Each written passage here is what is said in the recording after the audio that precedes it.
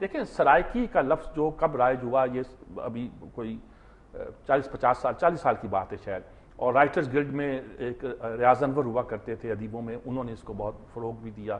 اچھا کچھ حسان حیدری صاحب کہتے ہیں کہ انہوں نے پہلے اس کو استعمال کیا اور پرانا لفظ ہے. اس میں سندھ کے بہت سے لوگ جو ہیں اس علاقے کی پٹی کے وہ بھی سرائکی جس کو کہا جاتا ہے وہ بولتے ہیں، اور بہت سے لوگ اچھا مختلف، کسی کو ملتانی کہتا تھا، کوئی ریاستی کہتا تھا، کوئی ڈیرے کی زبان کہتا تھا.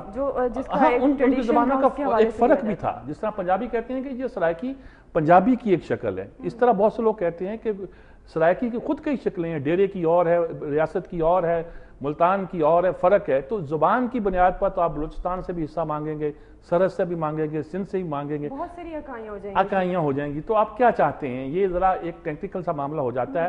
لیکن صوبے اس ملک میں بننا صرف پنجاب کو تقسیم کرنا نہیں ضرورت. اس وقت ایبٹ آباد صوبے کی بات چل رہی ہے. اچھا سندھ میں جو انتظام ہے وہ نیچرل نہیں ہے، لیکن سندھ میں اب صوبے کی بات اس لیے کوئی نہیں کرتا کہ وہاں کا مہاجر جو ہے، کراچیائٹ جو ہے، وہ باقی سندھ سے محروم نہیں ہونا چاہتا، اور باقی سندھ کا جو آدمی ہے وہ کراچی میں اپنی پجارو وڈیرا جو چلانا چاہتا ہے، اس کے مزے لینا چاہتا ہے، وہ اس سے دستبردار نہیں ہونا چاہتا. یہ ایک بحث بھی ہے. لیکن اندر سے کچھ لوگوں کا خیال ہے، کچھ لوگوں کی خواہش بھی ہے کہ وہاں صوبے بن جائیں، لیکن وہ پبلکلی ابھی اس کا اعلان نہیں کرتے.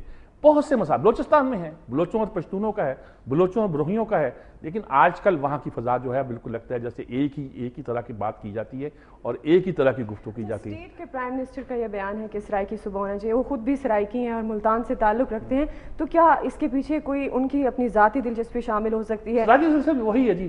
ابھی پارٹی کو یا تو ان کی پارٹی بیٹھ کے اس پہ غور کرے اور بتائے اور سرائکی صوبے کی حدود کا تعین کیا جائے، یا انہیں تمام پارٹیوں سے ڈائیلاگ کرنا چاہیے. اب الیکشن کے بعد فوراً انہوں نے جب بات کی ہے تو اسے کھول کر جیسے ہم کوئی چینج کر سکتے ہیں. ان کا کہنا جی اگر میرے ہوتے ہوئے نہیں بنے گا تو کب بنے گا؟ یہ کوئی بات نہیں ہے جی، یہ تو کوئی بات نہیں. بھٹو صاحب نے تو کبھی نہیں کہا میرے ہوتے ہوئے سندھو دیش نہیں بنے گا تو کب بنے گا. وہاں تحریکیں تھیں، نیشنلسٹوں کی تحریکیں تھیں، قوم پرستوں کی تحریکیں تھیں، وہ دب گئیں بلکہ پٹ گئیں. بھٹو صاحب نے ایک ایسی وفاقی سیاست کی کہ وہاں کی جو علاقائی علیحدگی کی تحریکیں تو نہیں تھی، وہ علاقائی تحریکیں تھیں، وہ پٹ کے رہ گئیں. تو اس لیے میرے خیال میں یہ اس میں بہت احتیاط کے ساتھ پیپلز پارٹی کو بھی چلنا پڑے گا.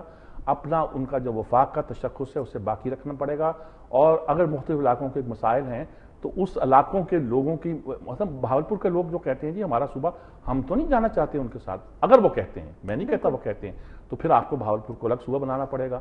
پھر کیا ملتان ڈویژن اور ڈیرہ گنج سیکنڈ ڈویژن کون سا علاقہ ہوگا جو باقی سرائکی صوبہ بنے گا؟ اور یہاں آپ چاہتے ہیں کہ جی وہ ان کی مرضی کے بغیر آپ ان کو اپنے صوبے میں شامل کر لیں، تو یہ تو وہی جبر ہوگا جو لاہور نے یا تخت لاہور نے آپ کے ساتھ کیا ہوگا. تو اب یہ کہنا کہ ملتان سندھ کا دارالحکومت رہا ہے، بالکل ٹھیک ہے. میں نے صبح ہی کہا تھا کہ دیپالپور جو تھا وہ بھی دارالحکومت تھا.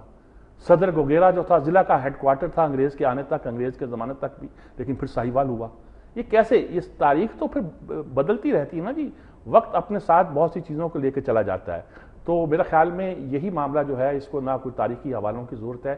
پاکستان کے پریزنٹ کانٹیکسٹ میں پاکستان کے قومی مفادات کے تحت اس بات کا تعین ہونا چاہیے کہ صوبے کہاں کہاں بننے ہیں اور کیسے بننے ہیں. جی بالکل، جیسے کہ آپ کہہ رہے ہیں کہ پیپلز پارٹی کو غور و خوض کرنا چاہیے، اس پر بھی ہم بات کریں گے. ان کی کور کمیٹی کا اجلاس جو ہے وہ شروع ہے، وہاں پر فیصلے ہو رہے ہیں اور ان پر ڈسکشن ہو رہی ہے، لیکن یہاں پر ایک بریک لیں گے چھوٹی سی. جی بالکل ناظرین، یہاں پر ہم ایک بریک لیں گے، بریک کے بعد واپس آتے ہیں اور بہت ساری باتیں کور کمیٹی کے اجلاس کے حوالے سے اور بہت ساری آج کے ایشوز جن پر سجاد میر سے ہم جاننے کی کوشش کریں گے. Stay with us.